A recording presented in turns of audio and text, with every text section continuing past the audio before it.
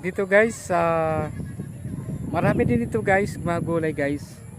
Yung okra guys ay nako, paborito ko pa naman talaga yung okra guys, kakainin guys. Dahil ano guys, yung okra guys, masustansya din okra at gamot din guys yung okra sa katawan natin. Dahil maraming benefits din guys yung okra para sa katawan natin. Ngayon guys ay yung okra dito guys, tinatanim din natin na pwede din nilang guys pagkakitaan. Yung okra nila dito. Ayan guys, maraming okra nila dito guys na tinatanim nila na pwede nilang pagkakitaan at malawak din kasi dito guys na pwede magtanim na dito guys dito. Yan, maraming mga okra dito guys. Yung okra guys ay maraming benefits. Pwede rin siya guys sa cancer guys, pwede rin siya din guys sa yung may mga ulcer, pwede rin sa guys, yung may mga asthma, pwede siyang ibababad yung okra sa tubig bago magdamag, tapos sa umaga pwede mo rin siyang inumin yung gulay na okra.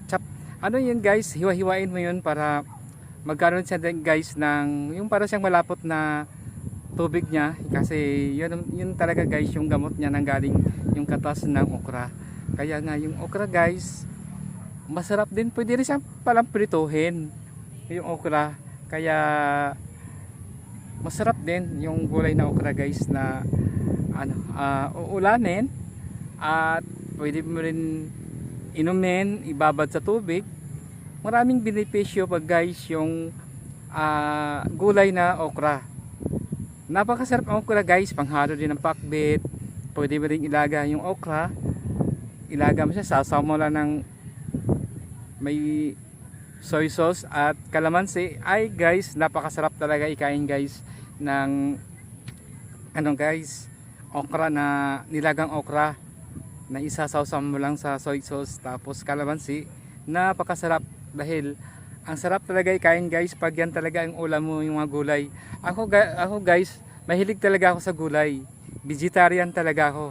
Bihira na ako guys nagkakain, pero ang ginagawa ko guys na pang substitute ko sa karne ay ang tupo. Yung guys, yung tokwa. Yung tokwa guys, ginagawa ko rin guys na sinigang sa tokwa, nilagang tokwa.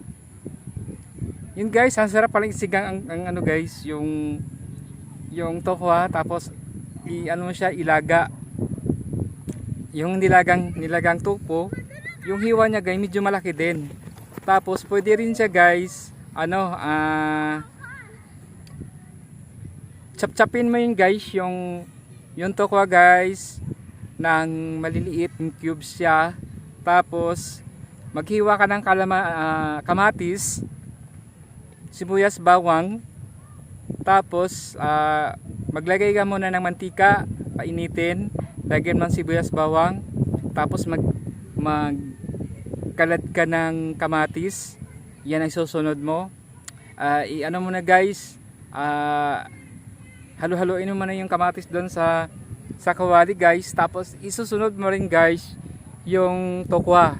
Tapos guys, na nasunod ng tokwa, depende kung maraming tama lang ang pagkahiwa nyo yung tokwa na yon.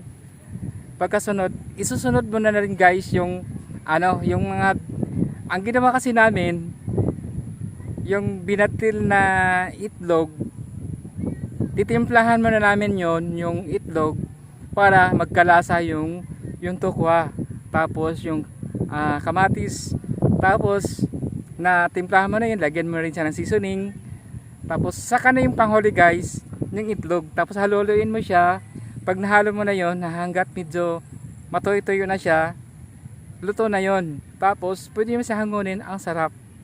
Ang sarap talaga ng guys, yung tofu guys, nagagawin mo siya ng akala mo guys parang scramble din. Kaya lang ang halo tokwa at saka kamatis.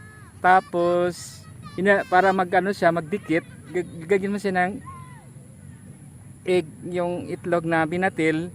Tapos yun ang panghalo mo. Pag naluto na siya, pwede mo rin siyang kainin.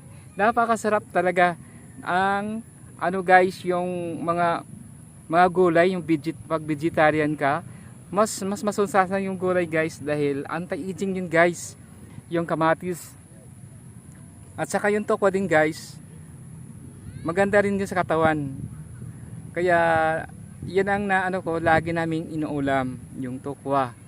Yan. Tokwa na may kamatis kasi nga pang anti-aging yun guys. Ibis na ano guys, tatanda ka, yung hitsura mo ano, babata ka kasi inano niya, parang binabanat na yung ano natin, yung mukha natin or yung texture ng balat natin, yung ano, parang nagiging teenager ka, parang hindi ka ganong tumanda, parang ganon pa rin, na hindi talaga na ugod-ugod dahil sa kinakain mong mga gulay. Masustansya talaga guys ang mga gulay sa katawan ng isang tao, nakatulong talaga yung mga benefits, lalo na guys yung ano guys, yung kangkong, mahilig din kami sa kangkong guys, nilalagyan din namin guys ng tokwa. Tapos paglagay ng tokwa, susunod mo rin yung tausi, yung tausi siya, tausi, tapos lagyan mo ng seasoning, sabawan mo ng konti, lagyan mo ng konting suka, ang sarap na kangkong na may tausi. Kaya masarap talaga, marami din talagang paggagamitan yung tokwa, yung natawag ng topo. Kasi guys, ay ang topo na yan ay maganda sa katawan natin, ay pwede rin yan guys na makapampabata guys, katulad ng kamatis.